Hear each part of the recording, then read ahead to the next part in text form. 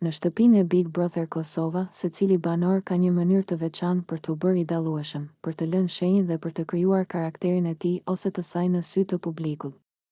Por Dolce, me një kombinim të pabesueshëm të humorit, sinqeritetit dhe pak sharmit të pakontrolluar, e ka çuar këtë koncept në një nivel tjetër, duke e kthyer një gjë të thjeshtë në një çështje të madhe. Kastraveci.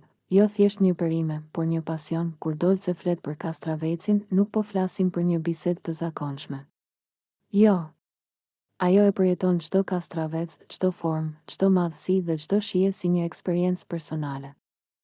Dhe ajo nuk fsheh as pak këtë preferencë, më i madh, më i gjatë, më i shijshëm. Kështu shpesh e përshkruan ajo në bisedat e saj me banorët, duke e shndërruar Kastravecin në një simbol të kënaqësisë së saj të pakufizuar. Ky entuziazëm i saj i bën të tjerët të qeshin, por gjithmonë me një dozë të vogël të habis, sepse, le të jemi të sinqertë, sa banor tjetër do të fliste kaq hapur për një Kastravec?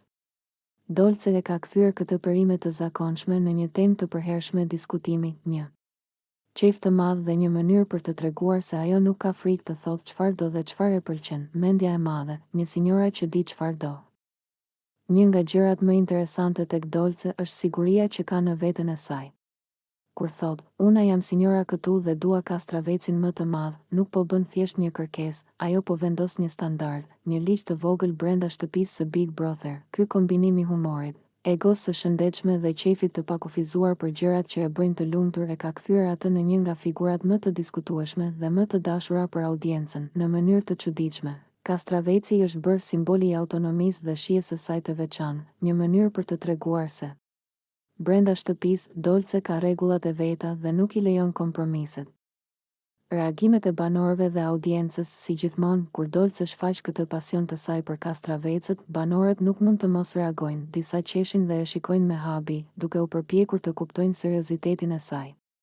Të tjerët përpiqen ta paragjykojnë, por shpesh e kuptojnë se Dolce ka aftësinë të bëjë çdo temë të zakonshme, të jashtëzakonshme. Publiku jashtë shtëpisë e ka përqafuar këtë tipar si një nga më të veçantët e këtij sezoni, duke bërë që çdo koment i saj për Kastravecin të bëhet viral në rrjetet sociale. Kastraveci si metaforë, jo vetëm perime, por karakter. Në mënyrë të çuditshme, Kastraveci i Dolce nuk është vetëm një perime.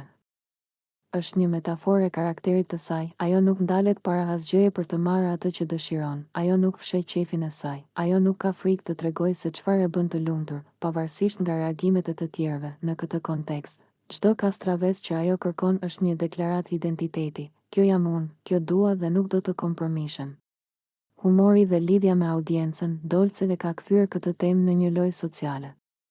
Çdo shaka, çdo koment, çdo përmendje e Kastravecit ka efekt psikologjik dhe social brenda shtëpisë, ndihmon të krijojë bashkëpunime dhe aleanca të qeshura, krijon momente të paharrueshme për audiencën. E vendos Dolcen si një nga banorët më origjinale dhe të paharrueshme të Big Brother Kosova. Në mënyrë të veçantë, audienca e do jo vetëm për qefin, por për autenticitetin e saj të çiltër. Një gjë që nuk është e zakonshme në botën e reality show-ve, ku shumë banor luajnë role, një histori e madhe për një gjë të vogël. Në fund, ajo që Dolce ka arritur është e jashtëzakonshme.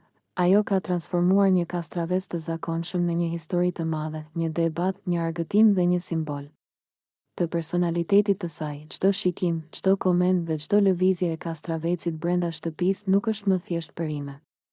Ajo ka kthyer këtë gjë të vogël në një simbol të karakterit, sigurisë dhe humorit të saj të veçantë.